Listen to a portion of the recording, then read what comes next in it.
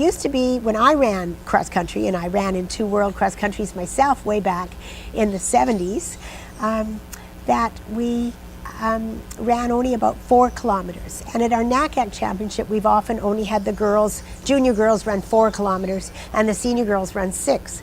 The IAAF, of course, is trying to make sure that we are equal, male and female have the same opportunities. And of course, in my day, women only ran 800 meters and then 1,500 meters at the Olympics. Now, of course, we're running marathons and steeplechase and 10,000 and 5,000. So rightly so, cross country has also moved that the men and women both run 10K cross country at the senior level, and the junior boys run 8K, and right now the junior women are still running 6K. But again, a much further distance than I ran in our day. And it does make it a really challenging run for a lot of people, because unlike a 10K on the road where you're mostly finding a flat course and your surfaces are very firm and you're basically keeping your cadence smooth the whole way, a cross-country course is meant to be challenging you in many ways, challenging your muscles, challenging the speed, challenging the direction, and having hills and ups and downs, and even running through sand or dirt or mud, and lots of corners and twists and turns. They have found studies that it actually does develop your muscles to be a much stronger runner and a much better athlete. And taking aside athletics as a sport, using cross-country to develop basketball players or soccer players or volleyball players. And so in North America, a lot of schools, no matter what sport you're in, they use cross-country as their development to move forward to other sports later in the season.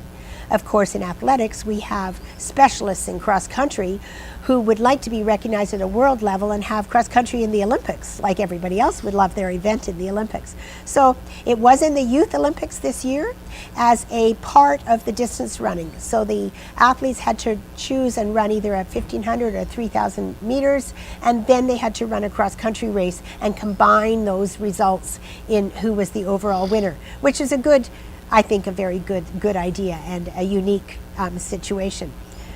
So cross country for me is my passion. I ran myself for years. I was lucky enough to represent Canada in 2 Olympics post running cross country, and I know that it was the cross country running that helped me be the runner I was. And I've continued to run as a master's athlete, but I must admit, as it gets tougher, it's harder to push yourself the way I did when I was younger.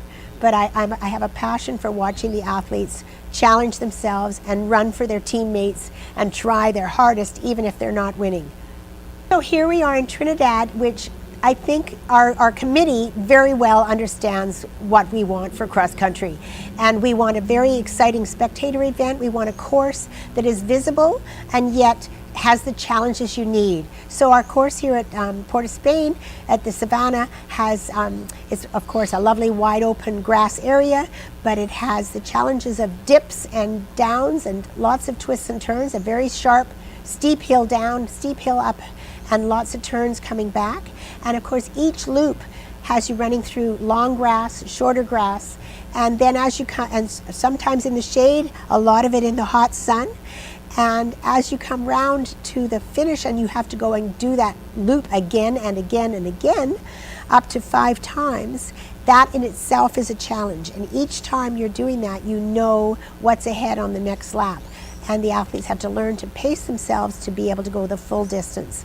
And it is really a challenge, but an excellent challenge. And the organization here is beyond wonderful. It's just everyone here knows their job and does an excellent job of providing a great facility at the start and finish for the athletes to have tents to stay cool, to have water and ice at the start and finish, to have the medical they need, and also to provide really good commentary. We've had, in the past, I laughed because I've never heard a race commentator so vibrant as the one we had here in Port of Spain, and he may as well have been hired by the Trinidad Tourism Bureau, because he was extolling the amazing views and the sights and the mountains and the hills around, and it was really fun. And if I was running at that time, it would have made my run a lot easier listening to his wonderful commentary, and the music. The music was great.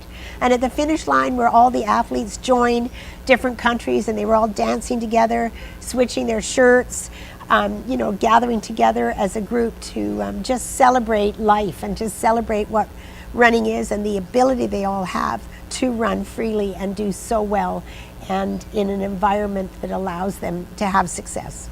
Well, thank you, Trinidad, for once again hosting, and all the people that have to put in extra work and extra hours to make this happen, to meeting the athletes at midnight at the airport, to arranging great accommodation and meals for them, and just making sure that all the athletes' needs are met, that the coaches and the managers questions are answered, that the athletes all have a safe and fun and you know, fair environment to participate in, and to bring all of us to this beautiful part of the world that many of these athletes would never have seen if it wasn't for the NACAC Cross Country Championships here in Trinidad.